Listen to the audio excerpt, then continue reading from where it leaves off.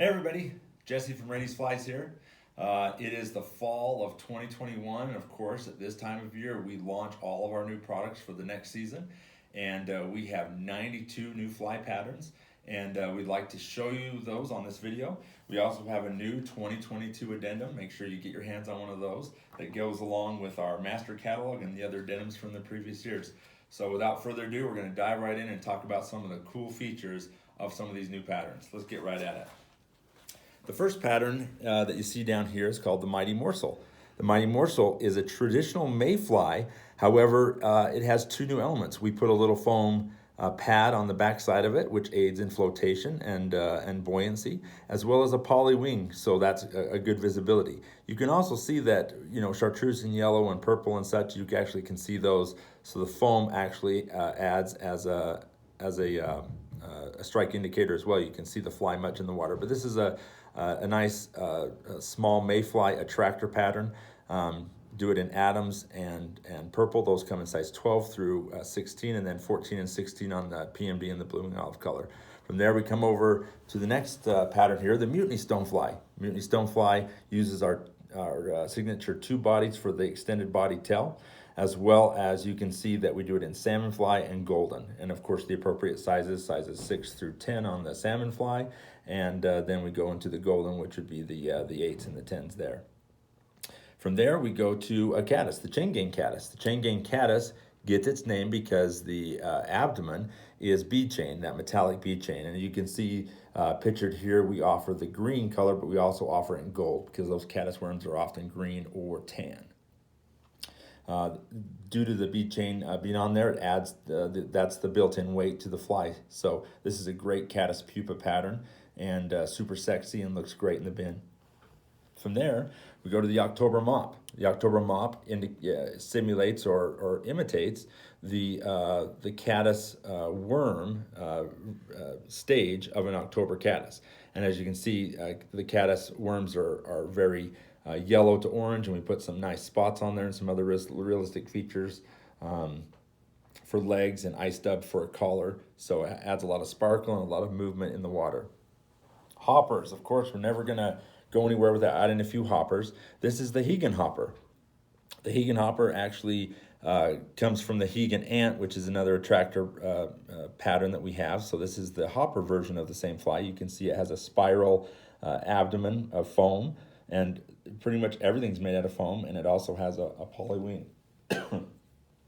And then you'll see the inside of the legs are the two tones. So you'll see a nice matching two-tone leg, just like hoppers have two tones on them and have different colors on them. This simulates that. So great, super buoyant hopper pattern for this next year.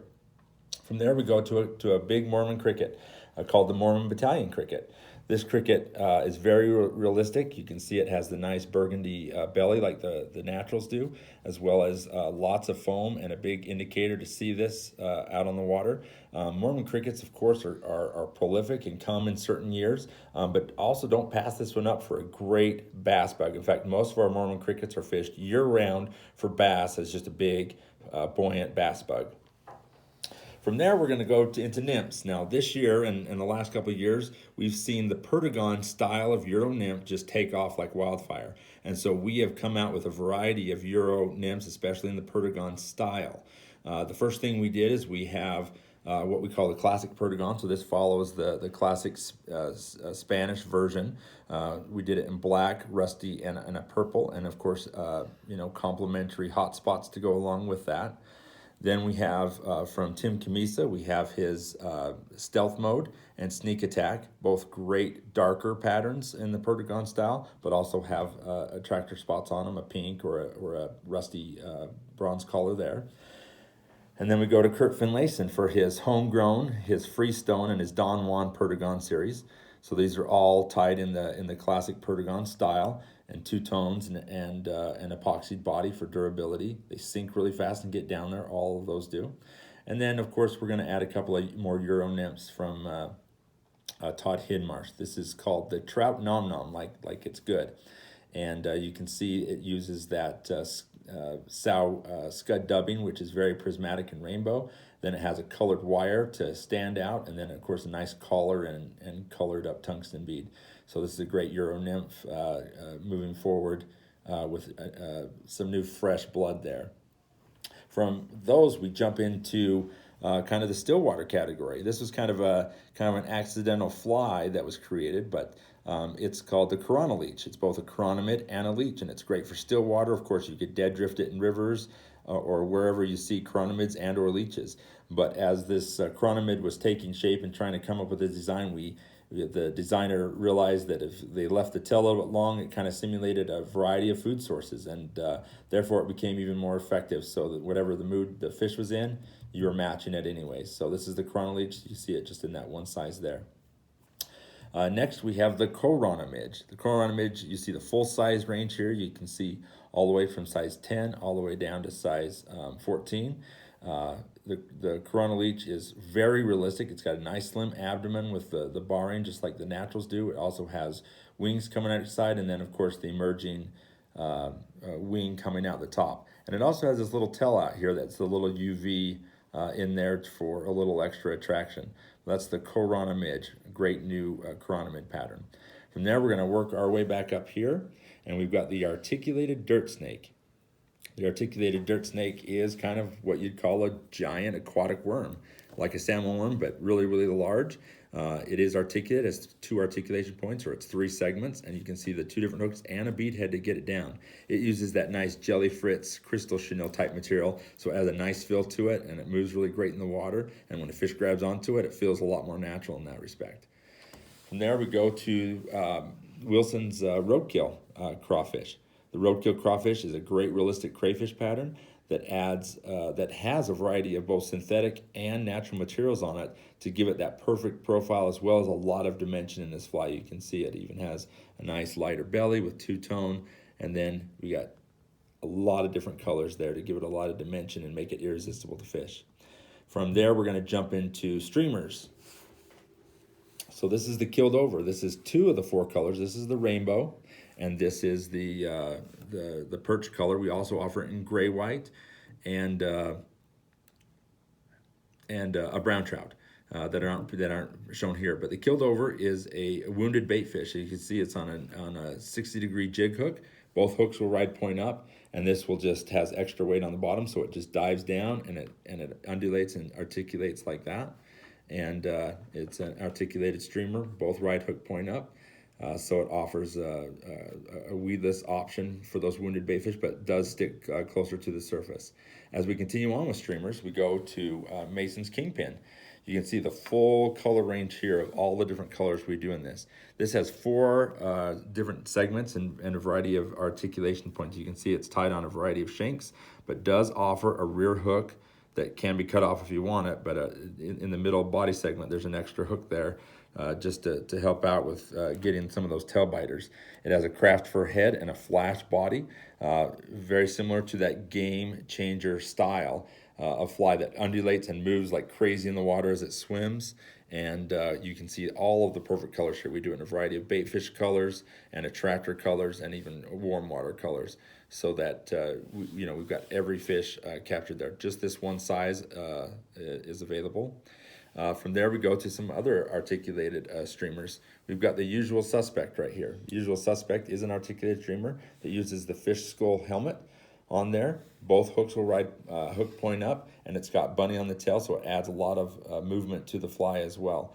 So this undulates and dives really nicely in the water. It's a simulation of both bait fish, sculpins, leeches, whatever that you're tackling. It's going to simulate a food source for fish. And you can see the nice black and all of the standard colors, as well as a crayfish orange, and then what we call this color, the blonde. Next streamer here is also articulated. However, the rear hook is not there. It's tied on a shank. This is called the tube stake, and after the style of a traditional cone head streamer, but a lot of other elements added to it, lots of flash and dubbing and collars and such, as well as the overwing, which gives it a lot of movement and profile in the water. Again, offer it in the standard olive and black colors, but also a Platte River and then a white red. So good simulation of leeches and sculpin and other bait fish that are in the water. This one moves like crazy. That tail just wags back and forth the whole time as it swims through the water. And it's a really light fly. You can cast it on a 5-weight. There's nothing to it, but it gives you the profile of something you'd have to cast with a 6 or 7-weight. That's what's nice about this fly. Now we move into some warm water patterns real quickly. We have the luau frog. The luau frog uses the Rainey's frog body head. You can see we do it in fire tiger, green, white, and olive yellow. And it's on a nice B10S hook, and it just has a skirt with a little bit of tubing coming out to keep it weedless so that it doesn't want to snag in there. But you can see that that is a basic frog popper with just a skirt out the back, and it's a killer bass fly. Nice popper.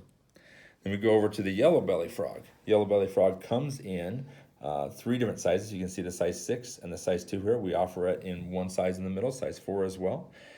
This has a lot of things going on to it as well. You see that as its namesake, it has a nice foam yellow belly and a flat angled face to capture the water and to spit it back out. It also has rabbit legs that are split with rubber legs for feet. So this offers a nice profile in the water as it sits there, and it just makes it really irresistible. Lots going on, lots of color, lots of movement as this fly has been designed. From there we go to Paul Bill's Frankenfrog. The Frankenfrog uses our PSP popper head or diver head, as well as our pencil pops for the legs. So a lot of Rainey's products involved in this fly. Of course, we've got lots of silly legs and other things in there. This is a big game frog. So this is a size 3/0 hook on this fly. And as much as it'd be great for trout and bass, this would definitely be a big game frog. And this would be something you definitely want to chase pike and muskie with, as well as take it to the Amazon and go for peacock bass and the like. Offer it, as you can see, in one size, but 2 colors, chartreuse and olive. And last but not least, we're gonna for this first part, we're gonna talk about Setkowski's Devil Tail. The Devil Tail is also a articulated streamer on a 60-degree jig hook, but as you can see, it's much larger. It's definitely a big game fly. The hooks ride point up, just like you'd want them to, so that they stay weedless. But it also has this fish skins curly tail coming out the back, which is nice because it simulates movement out here. But as you can see, that fly, which is easy to cast on a 6-weight, becomes a big 8-weight fly in profile because of the extension that curly tail gives. So a lot of movement out here, and of course with the barbell, it's going to dive down and just create all kinds of movement in every direction. You can kind of see we do it in the 2-tone colors like red and white, and the chartreuse and black, but also what we call musky orange, or it's kind of a fire tigery feel there. So that's Setkowski's Devil Tail. We're gonna get to the other half of the flies here shortly, so stay tuned for part 2.